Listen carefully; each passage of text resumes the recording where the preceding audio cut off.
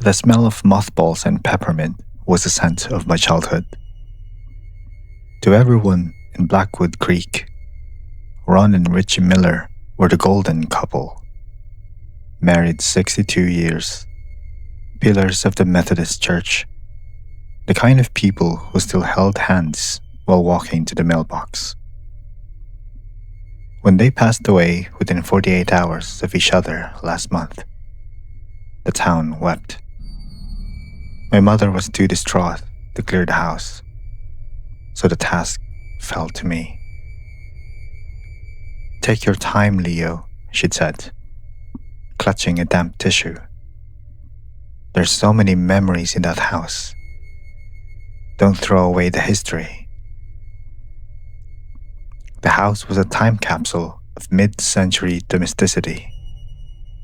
Plastic-covered floral sofas, Hummel figurines, and framed cross-stitches that said, "Kindness is the key." By the third day, I was exhausted. I retreated to the attic, hoping to find the heavy winter blankets my mother wanted. Instead, I found the Pelican case. It was tucked behind a false panel in the cedar closet, a rugged, waterproof black box that looked wildly out of place among the lace and moth-eaten wool. I pried the latches open. Inside sat a high-end Nikon DSLR and a neat, leather-bound wallet containing 24 SD cards. Each was labeled with a year in my grandmother's elegant, looping cursive. I took the case down to the kitchen, brewed a pot of coffee, and cracked my laptop. I started with a card labeled 2008 to 2010. The photos were exactly what I expected. Dozens of shots of their prize-winning petunias. Selfies at the Grand Canyon, where my grandfather's thumb obscured half the lens. My grandmother laughing at a roadside diner in Maine, a smudge of blueberry pie on her lip. They looked deeply and viably in love. I clicked over to 2011 to 2013. The tone shifted, but only slightly at first. There were more photos taken indoors, in a basement room I didn't recognize. The walls were gray cinder block, the lighting harsh and industrial. Then I saw the costumes.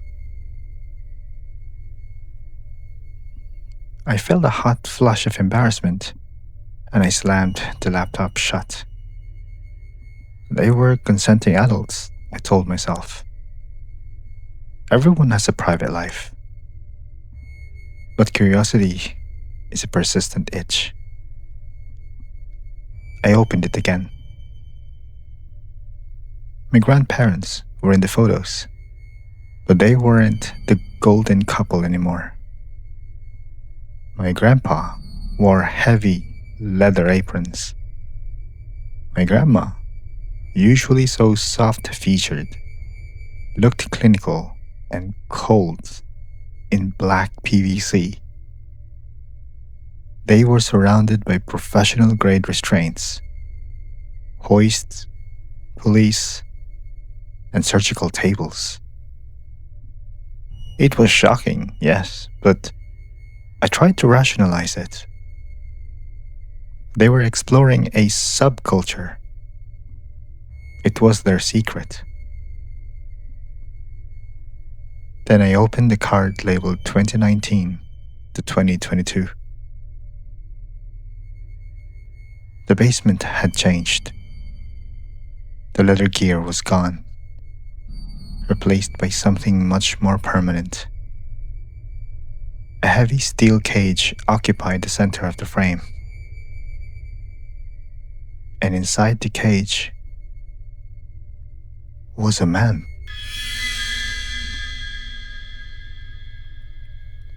He was gaunt, his ribs stark against translucent skin.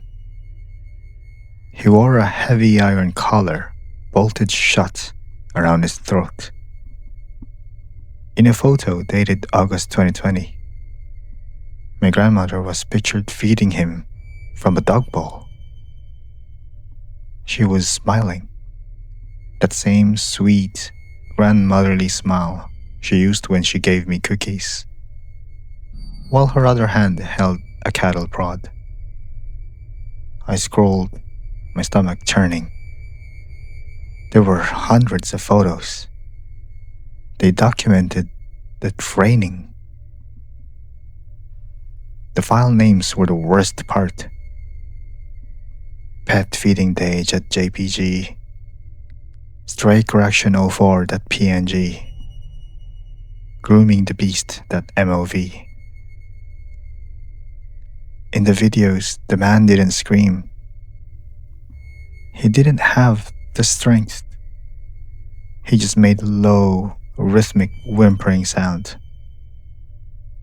My grandpa stood over him, checking a stopwatch, looking like a man timing a soft-boiled egg. They hadn't been exploring a hobby. They were keeping a human being as a domestic animal. The last SD card was labeled simply The Legacy. The most recent photos were taken only 2 weeks ago, just days before my grandfather's heart attack. The pet looked different now. His hair was long and matted, his eyes glazed and vacant. He didn't cower anymore. He sat perfectly still, his hands folded in his lap, staring directly into the lens with a terrifying, hollow obedience. The very last photo on the card was a shot of my grandmother. She was standing in front of a heavy, reinforced steel door I'd never seen in their house. She was holding a tray of peppermint candies and a set of keys. She was looking at the camera, looking at me with a wink. I sat in the silence of the kitchen, the ticking of the grandfather clock sounding like a hammer on an anvil. I knew their house top to bottom. There was no cinder block basement here. No steel door. I went back to the innocent photos from 2005. I began to look at the backgrounds instead of the subjects. In a photo of a sunset over the valley, I saw it. Miles away, on that overgrown 10-acre lots of scrubland my grandfather bought decades ago, sat a small, weathered storm cellar door. It was camouflaged by a thicket of dead brambles. That lot was the only thing they had left, specifically to me, in their will.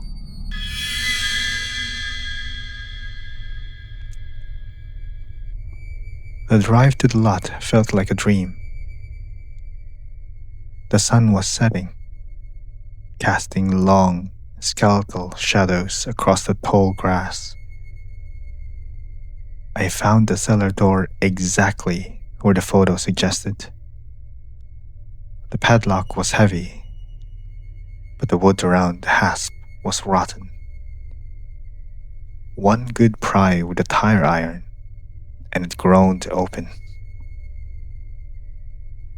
I expected the stench of death. I expected a tomb. Instead, as I descended the concrete stairs, a motion sensor light clicked on. The room was immaculate. The cinder block's walls had been freshly painted gray. The air smelled of lavender and peppermint. There was a small wooden table in the center of the room. On it sat a tray of peppermint candies, a bowl of fresh water, and a single envelope with my name on it. I opened it. My grandmother's handwriting was as steady as ever. Dearest Leo, we always knew you were the one. Your mother is too soft, too much like the strays of the world. But you, we saw the way you looked at the birds you caught as a boy. You have the Miller eyes. You have the hunger for order. We're sorry we had to leave so suddenly, but the work must continue. He's been fed for today, but he'll need his correction by morning. Don't be fooled by his silence. He's faster than he looks. Double bolt the door when you leave. He's yours now, Leo. Make us proud. With all our love, Grandma and Grandpa. I looked at the bowl of water. It was still rippling slightly, as if something had just moved nearby. Then I heard it. Not from a cage, but from the darkness of the ventilation shaft beneath my feet. A voice, raspy and wet, whispered from the floor grate.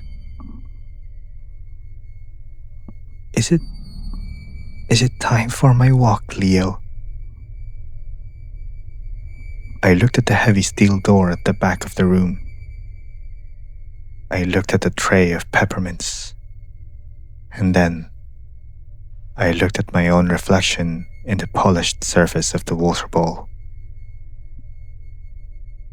I didn't call the police or run. Instead, I reached out and picked up a peppermint, unwrapping the crinkling plastic. The scent filled my nostrils, familiar and comforting. I realized then why they left me the land. It wasn't an inheritance. It was an audition. I walked toward the steel door, the keys heavy in my pocket, and I found myself smiling. It was a sweet, gentle smile.